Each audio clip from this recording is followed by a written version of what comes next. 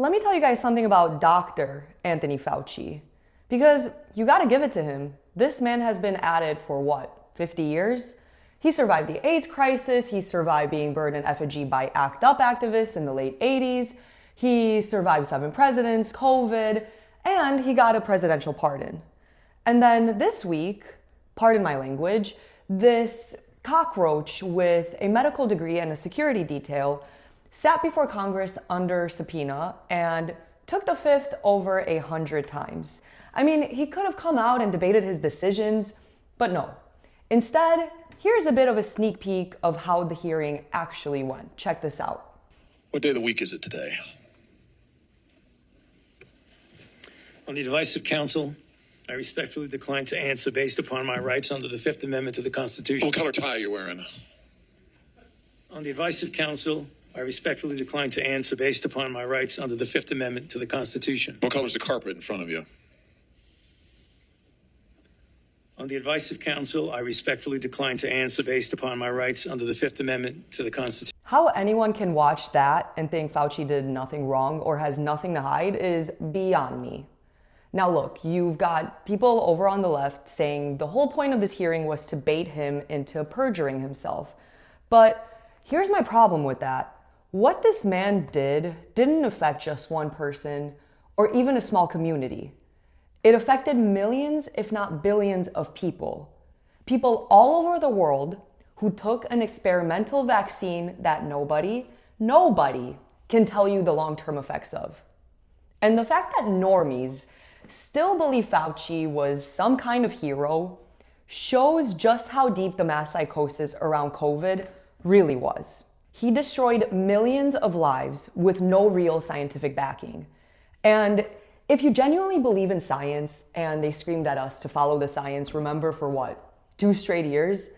Then at the very least, if you have nothing to hide, if your policies were correct, if the decisions you made were the right ones, debate it.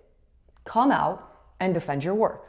So why, with all of this hanging over you, with a full presidential pardon protecting you from prosecution, is the best you can do 121 times of, on the advice of counsel, I respectfully decline?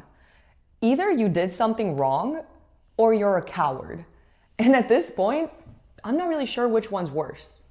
Anthony Fauci has a full presidential pardon from Joe Biden signed on January 19th, 2025.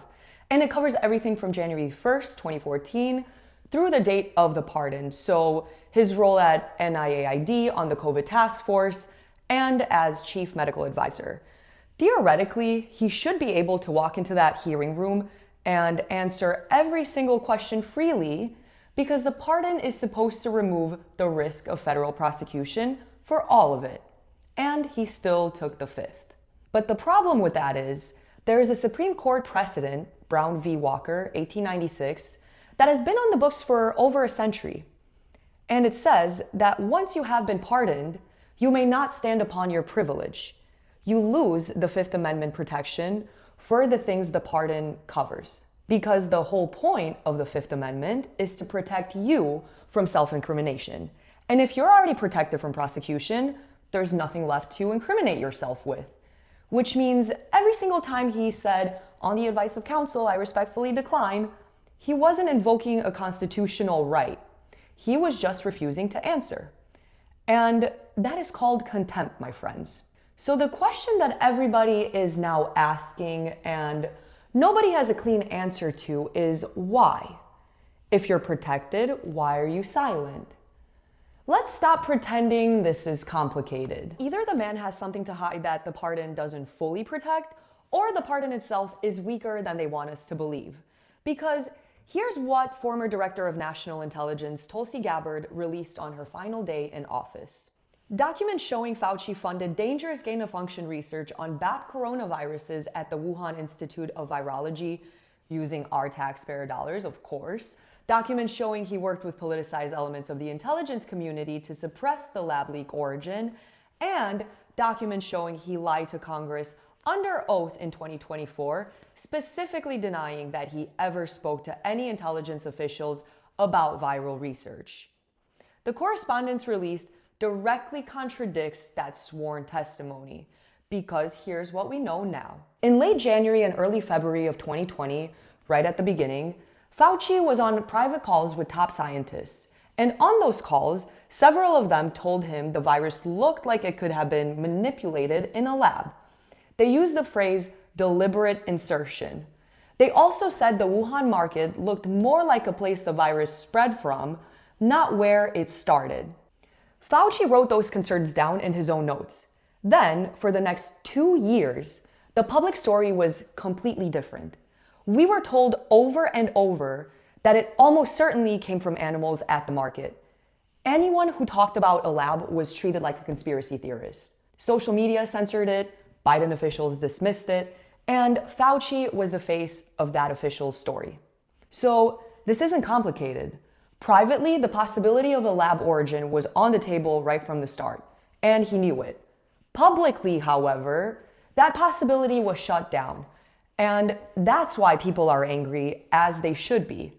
And that's why sitting under subpoena with a presidential pardon and still refusing to answer questions looks exactly like what it is. Now, Senator Rand Paul announced there will be a contempt vote next week. If that goes through, we're in Bannon and Navarro territory. Will the same thing happen to the untouchable Dr. Fauci? I wouldn't hold my breath. When it was Navarro and Bannon, Democrats couldn't move fast enough to put them in handcuffs. But when it's one of their own, a man whose decisions and policies got people killed, yes, killed, from the AIDS years straight through COVID, suddenly everyone gets real quiet.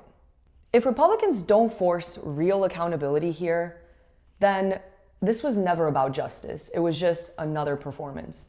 And here's the part that should make your blood boil. Not only did this man lie to you, suppress the people who told the truth, and rewrite the rules of how you were allowed to live, he got rich doing it. Spectacularly, obscenely rich. And what were these individuals doing in the depth of the pandemic in November of 2020, when millions of Americans were suffering from COVID? What were they doing? I tell you what they're doing. Folkers was on your behalf soliciting and gathering information for a cash award. Let's look at it. We've got his email right here, right over my shoulder.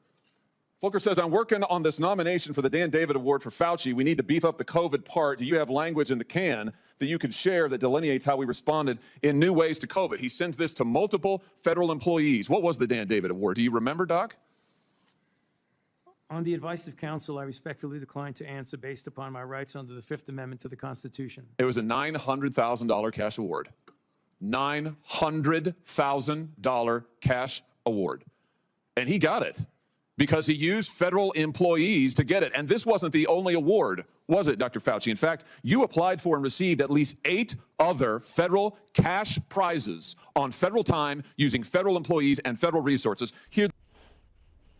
Millions dead, and he was running a personal enrichment operation out of the people's government. $900,000 from the Dan David Award alone. 8 separate cash prizes. Over $1 million in personal cash during the pandemic. Net worth? Now north of $12 million. First year pension? Over $400,000 a year. Not to mention an entire generation of children whose education was stolen from under them. So let me ask you guys something.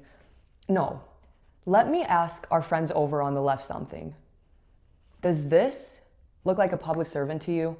Because from where I'm sitting, this is a self-serving parasite in a lab coat.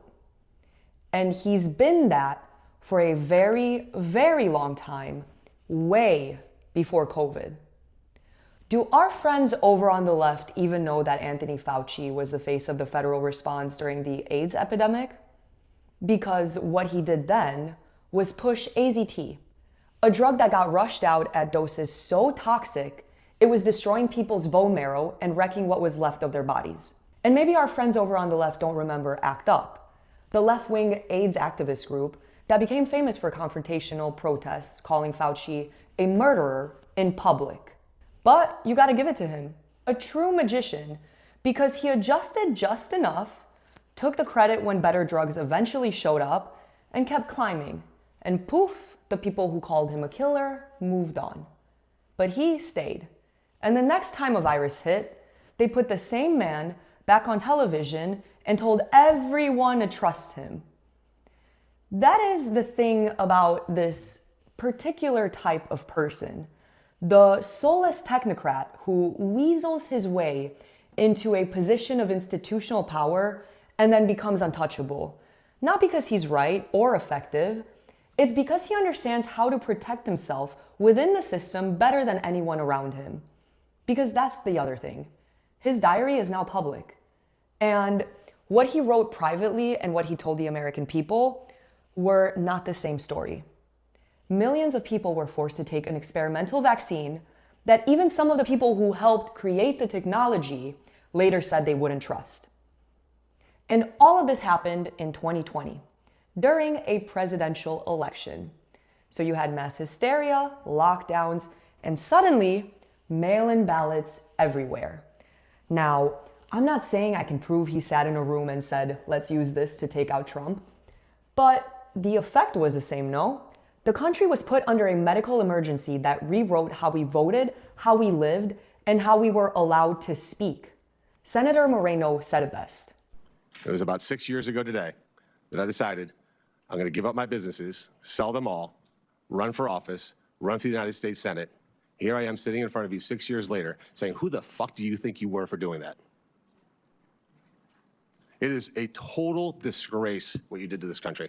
And if my Democrat colleagues are standing there defending you, I hope the voters of the United States of America watch the clips of every one of you doting on a guy who was more interested in being a celebrity than saving American people. I'll tell you who he thinks he is. He thinks he's untouchable, and for 50 years, he's been right. And we all lived through this. I lived through this. I'm basically a refugee in Florida, mainly because of what happened during COVID in New York City. I watched half the country and then my city lose its goddamn mind. People turning on each other, calling each other murderers for taking a walk in the park, Soviet-style checkpoints outside of restaurants. And it started somewhat gradually. First it was just wear a mask to walk in. Then you can take it off at the dinner table, make it make sense. But fine, okay. Then you need to show your vaccine card to eat said dinner. And I remember thinking, do you understand what that looks like? You're asking people to show proof of a medical procedure just to have access to public life? You know what else that looked like in history? I was working at Fox News at the time, and even at the network that had people like Tucker at that point on television every night questioning all of it, they sent everyone home for 2 years, and when they wanted to bring people back, they started offering money to get vaccinated. First a little, then a little bit more. Then, if you said no, you might have fought for a religious exemption, and then they fought back against that. Then, when you finally got it, well, get to the office early, girl. You've got to test every single morning, even though I never had COVID that I know of. And don't forget to walk around in that stupid little diaper, even though you tested negative in the morning. And don't think for a second that that doesn't put a target on your back. Because Fauci was that good at creating a mass psychosis. What Fauci oversaw was not just bad medicine, bad science. It was a test of how far institutional power could push before people pushed back. And the answer is, as it turns out, pretty far. They shut down businesses. They closed schools for years. They rewrote how we voted. Mass mail-in ballots, ballot drop boxes, extended counting windows, all justified by a public health emergency that he was the face of. They censored doctors who disagreed. They banned words. They silenced scientists who asked the wrong questions. And all of it happened under the umbrella of follow the science. The left othered you using Anthony Fauci's help. If you didn't take the vaccine, you were the enemy. You were dangerous. You were killing people. That's not science. That's a purity test. And the man who gave them the justification for it, well, he walked away powerful, rich, and famous. Now, there were other doctors once, in another time, who also called what they were doing science, who also used the machinery of the state to conduct experiments on human beings without their consent and justified it with credentials and authority. The Nuremberg Code was written specifically in response to what those doctors did so that the mechanism can never be repeated again. The idea that doctors with government backing can decide what happens to your body and destroy anyone who disagrees. But what I think makes Dr. Anthony Fauci, what he did in some ways, even more disturbing is that the people those doctors experimented on had no choice. Fauci somehow made his subjects walk in willingly. They were socially engineered into consent. That is the more advanced version of the same evil, the kind the left cheered for, gave awards to, and put on the cover of InStyle magazine. And that's the reality check with Iulia.